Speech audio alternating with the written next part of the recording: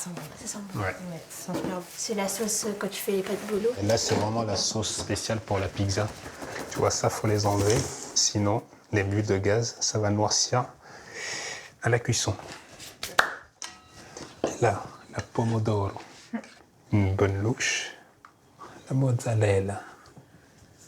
On va fariner légèrement.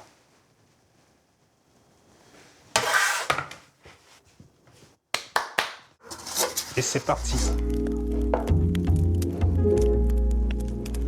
Je m'appelle Kodjo Koublenou. J'ai grandi dans les quartiers de Lomé. Je suis arrivé en France en 2006. Je travaille actuellement dans un collège à mi-temps comme surveillant et également sur les réseaux sociaux comme Caucasiophilite où je partage ma passion sur la boulangerie, la pâtisserie, la viennoiserie et puis un peu de cuisine. Tu sais, Kodjo, c'est quand même la première fois que j'arrive chez quelqu'un que je vais directement en cuisine. Hein. C'est vrai? Ah bah oui, c'est assez rare. Généralement, on se dit bonjour d'abord. Ouezan. Yo. Si tu me parles quoi, Eve ou Mina? Je te parle Mina et Eve en même temps. Tu peux dire les deux pour lever le Mina. Alors, tu sais, c'est un problème, ça, pour moi. Ouais. C'est vrai? Parce que quand je croise des Togolais, comme les gens savent que je suis Togolais d'origine, on me dit « Wefo ?» Au foin. Au foin? Au foin. Au foin. Et ma mère du Togo est désespérée parce que je ne sais pas répondre. Donc, je dis au foin. Tu réponds juste moufon. Moufon. Ça veut dire je vais bien. Je vais bien. Je vais bien, voilà. Revenons à nos moutons. On va faire du pain. Du pain spécialement au levain. D'accord. Le levain, c'est quoi en fait? C'est du... Ça aide à faire, à faire pousser. à faire doubler de volume ou tripler de volume. Il est là mon levain. C'est un Tu le- mélange. Ah oui. Ah, c'est un mélange. C'est un mélange d'eau et de farine uniquement que tu D'accord. laisses fermenter pendant plusieurs jours tout en prenant soin comme un enfant. Et au bout de plusieurs jours, eh ben, Tu fais t'auras toi-même ton levain. mon propre levain. Il Parce a que ça, 3 c'est ans rarissime. celui-là. C'est pas difficile à faire. Hein. Tu verras dans le livre que je viens de sortir, j'ai vraiment mis les recettes du levain étape par étape pour que quelqu'un comme toi et moi puisse le réaliser à la maison. Comment on peut tomber dans une telle précision quand on vient de Lomé, au Togo, comment, en quelques années, tu es devenu plus boulanger que boulanger? Ouais, alors, j'ai tout commencé pendant le confinement parce qu'avant, je savais vraiment rien faire. Hein. Je faisais à manger à la famille tous les jours, mais j'ai jamais tenté de faire du pain ou de la brioche. Mais pendant le confinement, j'ai été malade pendant un bon mois. D'accord. J'étais resté clos au lit, mais sévèrement. Et puis, quand ça a commencé à aller mieux, j'ai téléchargé Instagram comme tout le monde. Et j'ai commencé à découvrir des photos de pain qui me plaisaient. C'était vraiment très joli. J'ai vu des chefs qui faisaient des choses extraordinaires que j'avais jamais vues. Et je me suis dit, mais vas-y, tente. Et le problème avec moi, je veux que tout soit parfait à chaque fois. Ouais, donc tu vas jusqu'au bout. Il faut que tout soit parfait. Il faut que ce que j'ai vu dans l'image ressemble à ce que je vais faire. Alors, qu'est-ce que nous avons ici? La pâte à pain, elle est prête. 12 heures de fermentation à température... Ah, ça bouge? Ouais, parce qu'elle est toute molle. Tu fais ça, D'accord. et là, t'enlèves. Tu farines légèrement. Tu vas travailler aussi, hein? Ah bon? Ah bah oui. Faut que je travaille encore. Bon, ce que nous allons faire, nous, c'est le scarifier. D'accord, pour lui faire des ouvertures. Pour le faire des ouvertures, pour l'aider à cuire convenablement. Tu traces pour faire la petite branche. D'accord. Voilà. D'accord. Tu peux le faire dans ce sens si tu veux. Ah oui. Eh ben, dis donc, t'as confiance. là. Tu fais ce que tu veux, on te prend pas Ah la ben, c'est pas ce que je veux, c'est ce que je peux. Hein? Déjà, c'est moins sûr que toi. Hein? C'est pas grave. Oui. Oh, ben, Tu peux revenir encore là, par le bas. Encore en deuxième. Voilà, c'est parfait. Et moi, je vais te faire la scarification finale.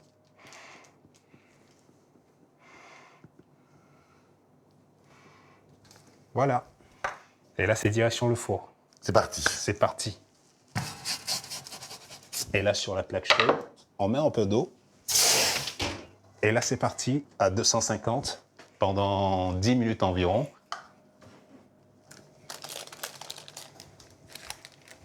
Et tu vas voir ton pain qui va se lever. Tu deviens donc influenceur, roi des réseaux sociaux, parce que là, tu es quand même à 1 million, 1,5 million, peut-être plus, de gens qui te regardent, qui te suivent. C'est quelle vidéo qui a fait basculer comme ça?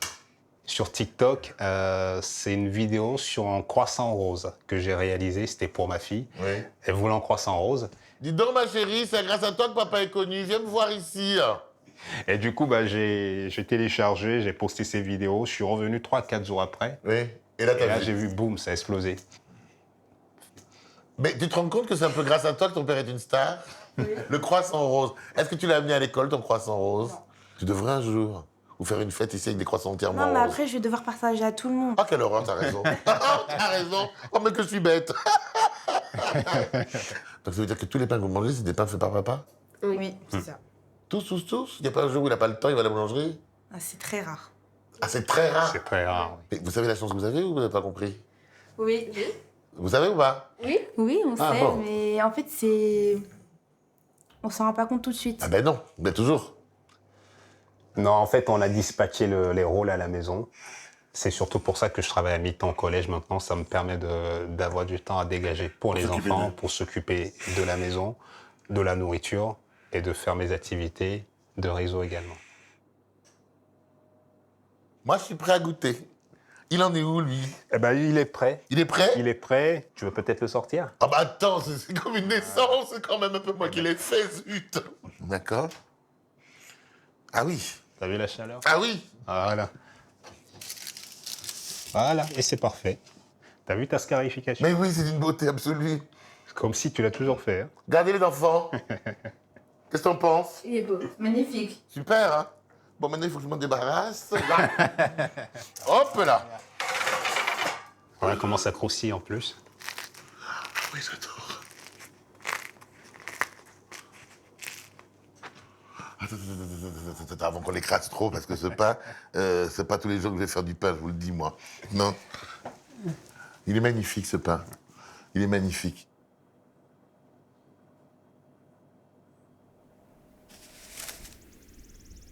Il est là ton pain, Oh Magda. là là, magnifique. Regarde comment il est beau. J'ai l'impression que les cloches de l'église vont se mettre à sonner. Et la mie, oh, moi, je résiste pas.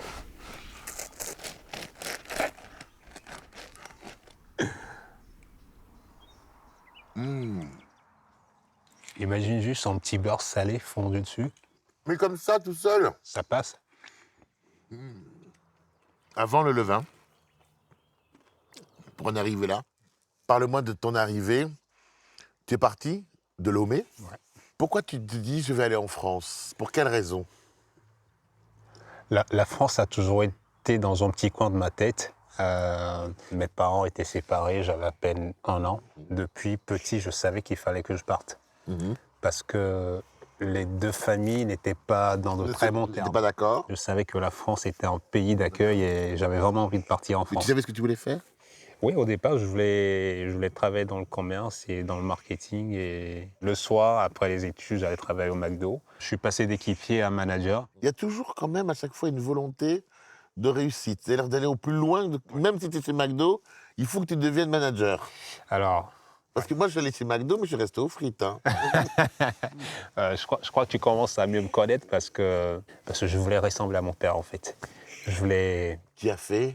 Dis. Mon père, il est ingénieur agronome. Il a fait quand même de très grosses études. Étant donné que je n'ai pas réussi à aller loin dans mes études, je me disais à chaque fois, le travail que tu fais, il faut que tu sois quand même Le meilleur. le meilleur. Tu vois? C'est ce qui me donnait cet avantage à chaque fois à vouloir me surpasser. Et après, j'ai trouvé un autre job comme directeur de magasin chez Lidl. Ouais.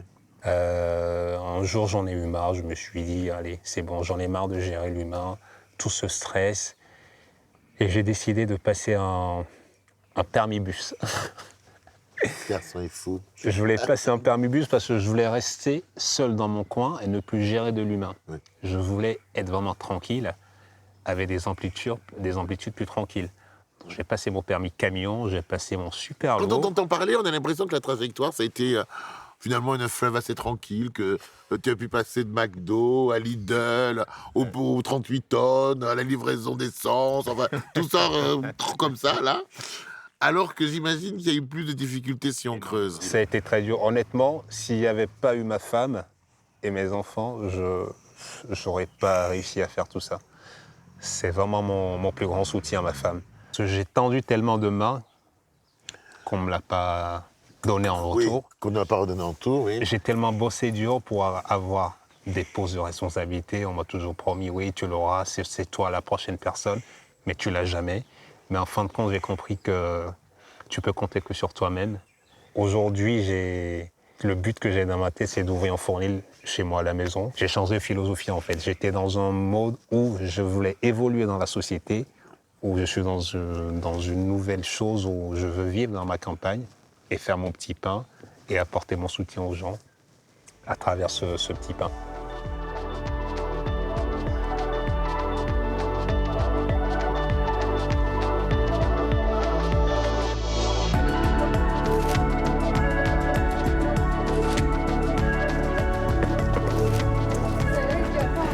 Tu vas pas réussir.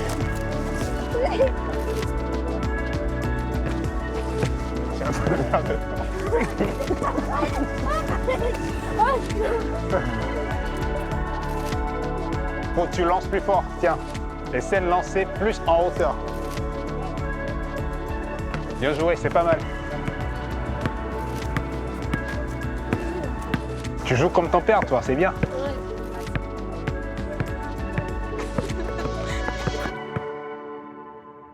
Ça, c'est du sport. Ah bah ça, Dis-moi une chose. Est-ce que tu te considères comme ce qu'on a appelé pendant longtemps ici un papa poule?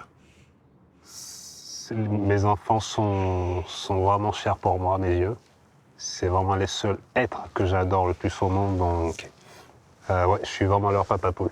Tu as eu une enfance togolaise qui n'est forcément pas la même enfance que on peut avoir ici en France, au niveau des rapports humains, mais surtout des rapports parents-enfants. Ouais. Je l'ai vécu, moi, quelques mois. C'était extrêmement difficile parce qu'il y a une distance entre les enfants et les parents biologiques. Ouais. Ton rapport avec tes enfants est-il le même que le rapport que tu as pu avoir avec ton père? Pas du tout. Pas du tout. Comme tu l'as bien expliqué, bah, tu sais, dans les familles africaines, le mot « je t'aime » n'existe pas. Moi, mon père, par exemple, il ne me l'a jamais dit. Ma mère non plus, mais moi, je le dis à mes enfants parce que je trouve que c'est important. Et ce melting pot de tradition togolaise et française m'a permis de voir la vie autrement et puis voilà, de faire certaines choses que moi, j'ai pas eues quand j'étais petit et que j'aurais peut-être adoré avoir. Mais j'essaie de faire autrement. Je suis arrivé là-bas à 5 ans, à 4 ans et demi, et moi, j'ai pas pu supporter cette distance. C'est pas évident. C'était mon anniversaire, on n'a pas souhaité joyeux anniversaire, excepté ma mère. J'ai cette absence d'amour et cette absence de je t'aime m'est apparue absolument insupportable. Ah oui, oui. Je te comprends. Ouais. Bien, bien, bien, bien. Bon, on verra maintenant avec ton épouse. Ouais. Oh, faut arrêter de me faire pleurer, hein, merde.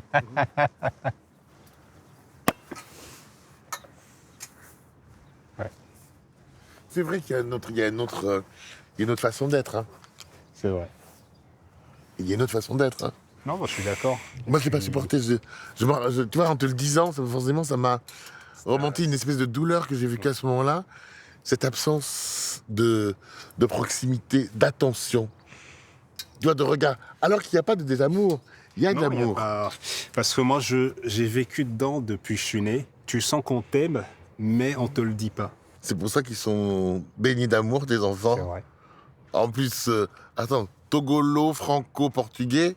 Exact. Eh ben, s'ils sont pas trop gâtés, ceux-là.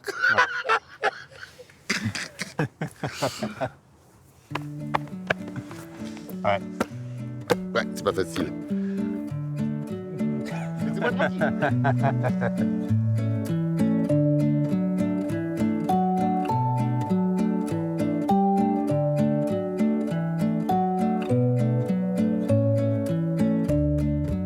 Et ben voilà. Il y a quelques photos que je possède encore. Et c'est l'une des seules photos où tu pouvais me voir avec mon père et ma mère. Bon, on voit pas vraiment leur visage parce qu'elle date quand même de 39 ans, je crois, cette photo. Donc c'est ta photo la plus ancienne de toi? C'est la photo la plus ancienne de toi. Et celle-là, c'est ma préférée.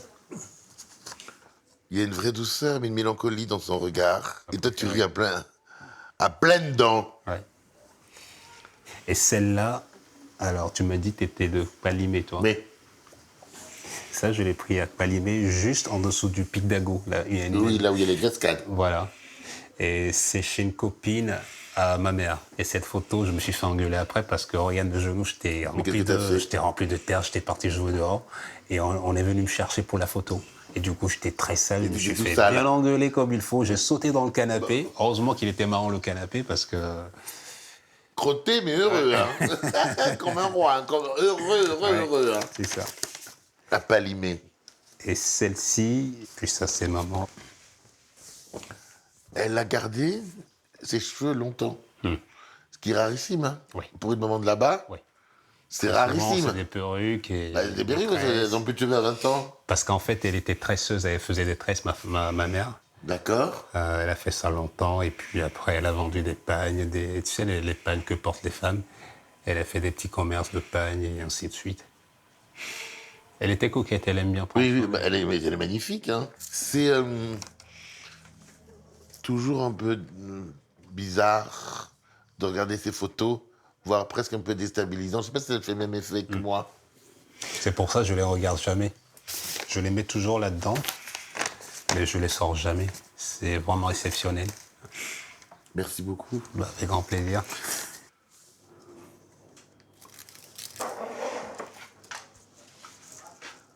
Aujourd'hui, on n'est pas du tout dans le sucré ni dans la pâte.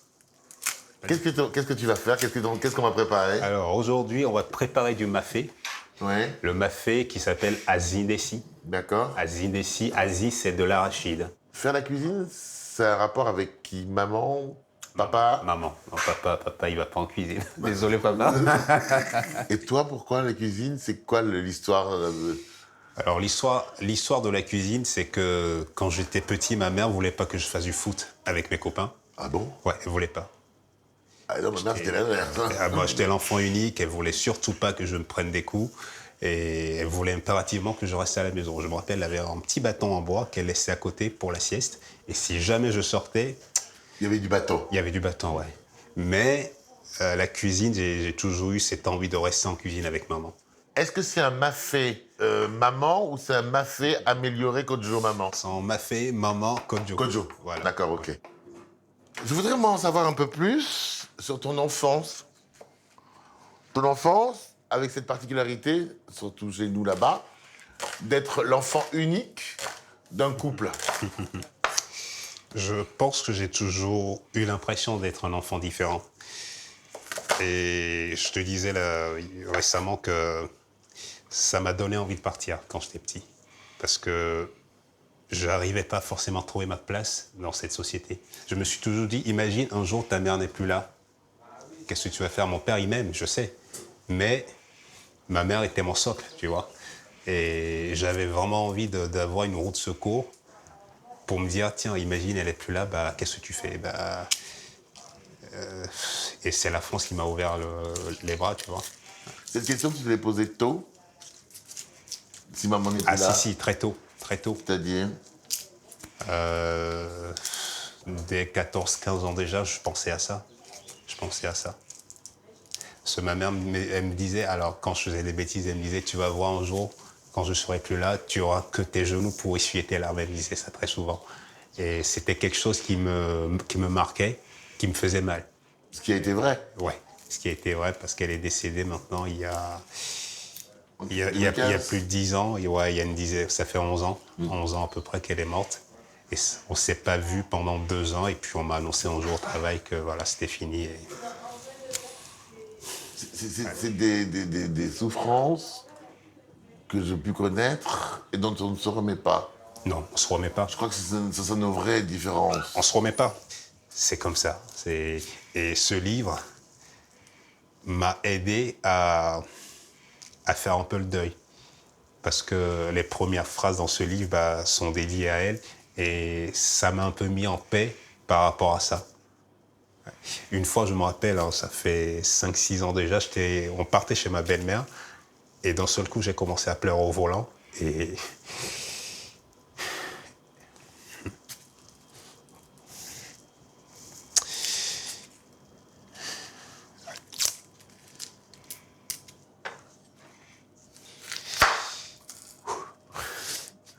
Tu vois, on a une bonne raison de pleurer tous les deux parce qu'il y a les C'est les- oignons. c'est les oignons. Ils nous sauvent. Ils sauvent notre dignité de mari. C'est les oignons. Et ma fille, Claque-moi la main, frérot. ma fille me demandait, papa, pourquoi tu pleures?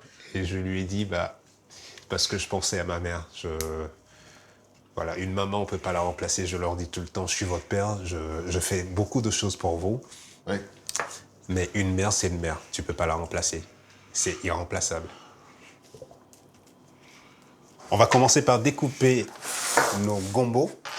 Alors, Tac. Et tac. et tout? C'est tout. On l'ouvre pas? Alors, si tu veux faire une sauce au gombo... Ah oui, moi c'est ce que là, je connais. Voilà, la sauce au gombo, tu le découpes en petits lamelles. Et à la fin, là, tu auras le côté gluant. Combien on en fait? On fait tout. Il y a des invités aujourd'hui? Oui, il y a des invités, ouais. Il y a ma belle-mère et mon beau-frère qui sont là. D'accord.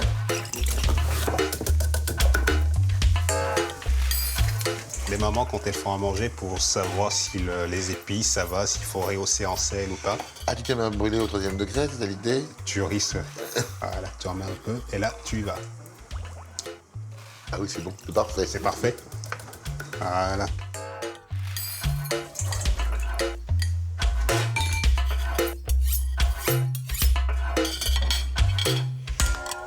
Et pendant qu'il n'est pas là, vous êtes rencontrés comment, tous les deux? Sur Internet. Ah oui, il avait dit. Comme quoi, ça passe si mal, Internet. Bah oui. Ouais, Vous le saviez, les enfants? Oui. Donc quoi, Oui. c'est bien Internet. ça dépend, mais là, pour le coup, ça a très bien marché. Ouais. Qu'est-ce que vous vous êtes dit la première fois que votre fille vous a dit, ça y est, j'ai trouvé quelqu'un?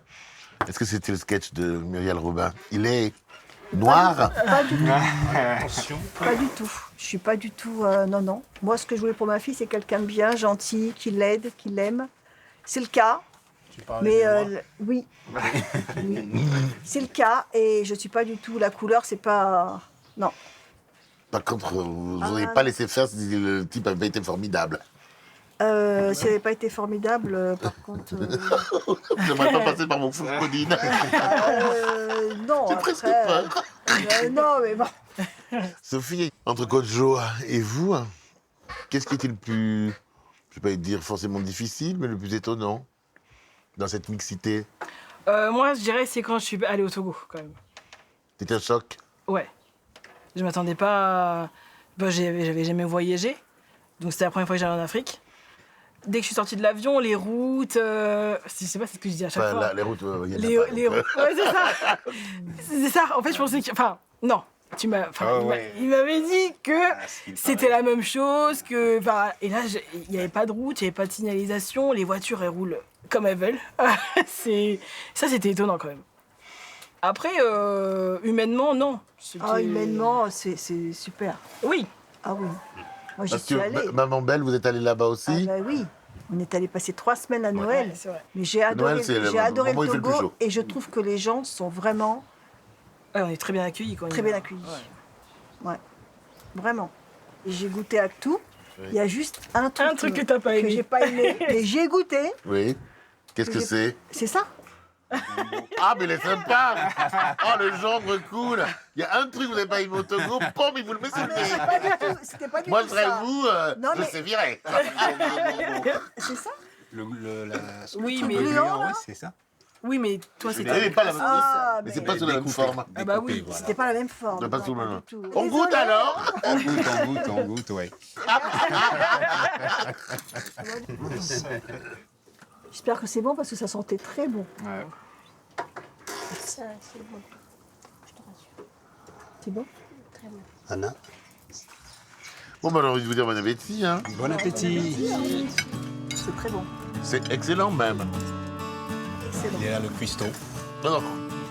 Le petit commis. De toute façon, tout ce que Théo est fait, même quand c'est la première fois, c'est toujours bon. On se régale. Une expérience unique à vivre. Le partage, la cuisine ont été les mots d'ordre dès les premiers instants. Et ce qui m'a le plus plu est cette expérience où on se lâche tout en parlant de soi, sans tabou. Mille merci et vive le partage et rassemblance. Oubliez-nous Coach Jo.